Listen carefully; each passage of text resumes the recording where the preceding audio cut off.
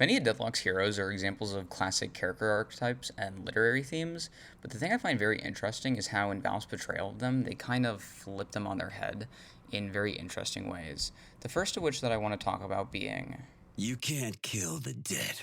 Mary Shelley's Frankenstein has been adapted many, many times over the years, but the way that Valve does it with their interpretation is what I find very interesting. One of the first big differences with Val's portrayal as opposed to the original Mary Shelley is the name. Victor Frankenstein is the name of the scientist who created the monster that we're all familiar with. However, the monster itself is often incorrectly referred to as Frankenstein, so much so that it's become somewhat of a internet meme. In the original text, however, he's never actually given a name, only ever referred to as the monster. In Deadlock, however, he holds the name Victor. Now, we don't know much about Victor's creator, which I'll get to later, so it's unsure if he's named after his creator or if this is just a nod to the original text. But either way, giving the character an actual name as opposed to just being referred to as the monster, like in the original text, is already very interesting, and additionally, naming him after the creator in the original text is also quite different. One of the largest differences in Val's portrayal compared to the original text and many adaptations is the motivations that the monster has. The monster's motives in the original Mary Shelley are to be accepted. He's shunned by everyone who sees him, and he always has the worst assumed to him due to his appearance. Because of this desire to be accepted, he goes to his creator, asking him to make him a bride, somebody like him, somebody that'll accept him for who he is. His creator ultimately refuses, and he's left with nobody, and desperately seeks this approval by other people. This is how Frankenstein is portrayed in most adaptations as well, the central theme and plot being a desire to be accepted or wanting a bride so that he'll have somebody who accepts him. Deadlock, however, takes a very different approach to the character and the motivations. In Deadlock, Victor doesn't have this desire to be accepted like the monster in the original text does, because, frankly, he's already accepted. Victor lives in a world with magic, robots, gods, and portals to other worlds. He's honestly one of the more normal things in the Deadlock universe. Granted, people do point out that he is a walking pile of corpses, but overall, people seem to be pretty cool with it. Characters like Mina and Paige even go as far to say that he's good looking. So if Victor lives in this world that doesn't treat him like a monster, like most adaptations of Frankenstein have done before, that leaves his character with needing a completely new motivation. Victor's motivations in Deadlock aren't about any desire to be accepted or wanting a bride, but instead wanting to know who he's made of. Not who made him, but who makes him up.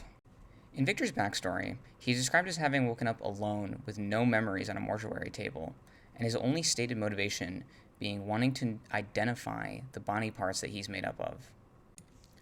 This is really interesting, as in most adaptations of Frankenstein, the person, or even multiple people, that the monster was made up of before his creation are rarely ever acknowledged. Victor not only acknowledges that the parts of him were people before his creation, but he's concerned of how they came to be him. Victor does state interest in wanting to meet his creator, but unlike in the original novel where the monster sees his creator like a father and desires acceptance from him, Victor really only sees his creator as an avenue for answers of who he's made from. When he does talk about his creator, he doesn't talk too highly of him, fearing what his intentions might have been when creating Victor, fearing that he might be the walking trophy collection of a serial killer. With this being Victor's primary motivation, it does beg the question, has he had any success with finding knowledge of who he's made of? The short answer to this is no. He does have conversations with Infernus where he talks about leads, but they ultimately led nowhere. This desire for answers is what brought Victor to want to complete the ritual, hoping that the patron would have answers for him. Despite Victor's main motivation for partaking in the ritual being getting answers from the patron, he has gotten a little bit of help from other ritual participants. In an unfinished conversation with Abrams, he inquires if Abrams has any cases about scientists whose creators have gone missing, but unfortunately, it seems from Victor's response that Abrams hasn't heard of any. In another unfinished conversation with Dynamo, he inquires about the medical department at Columbia and where they get their cadavers. He seems very interesting in the response that Dynamo gives, but with the conversation being unfinished and only having Victor's half, like Victor's quest for answers of who made him, we're left not knowing much. Like mentioned previously, in the original Mary Shelley's Frankenstein and most adaptations that have come from it, the fact that the monster's body parts belonged to people before his creation is really never brought up. And alongside Victor's acknowledgement of this fact, it also brings alongside it an identity crisis for Victor. Victor often remarks in the unfamiliarity of his body parts. In one line, stating that when he looks into a mirror, he sees the eyes of the stranger, asking where the stranger ends and Victor begins. This point is really interesting because with no knowledge of who he's made up of and no memories from before his conception, it begs the question, what does he consider to be part of him? We see when Victor uses his ultimate ability that he's made up of 8 unique body parts. But the part of him that is so interesting to me is his conscious and his mind. In a conversation with Hayes, she asks Victor if he dreams, specifically when he sleeps. He responds that he does, and she follows up by asking if his dreams belong to him or parts of him. Victor responds saying he believes they're his, which Hayes finds interesting. What I find so interesting about Victor's character is his struggle with his identity, his inability to connect his body to his mind. Everything past his conception seems to be him, but he's unable to let go of this past, of who he was, who makes him. In a conversation with Ivy, he asks her about the time before she was alive, and if she wonders the same thing as him, who created her.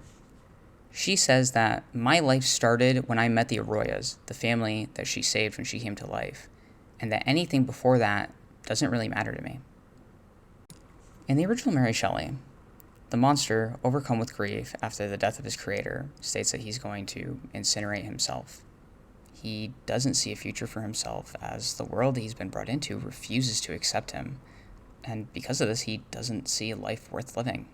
The monster has no real goals or motives past being accepted for who he is, as a life where he's accepted is something he can't even really conceptualize, so he doesn't really think much further past that. In another conversation with Kelvin, they discuss the concept of second chances. Kelvin talks about how the two of them are essentially walking corpses. Victor is confused at Kelvin's chipper demeanor on the subject, but Kelvin responds saying that the two of them were given an unnatural second chance at life, something that most people don't get, and that he shouldn't waste it.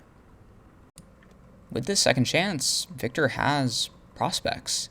Hayes says that he should consider joining the OSIC. Lash says that he could fight in the bear pit.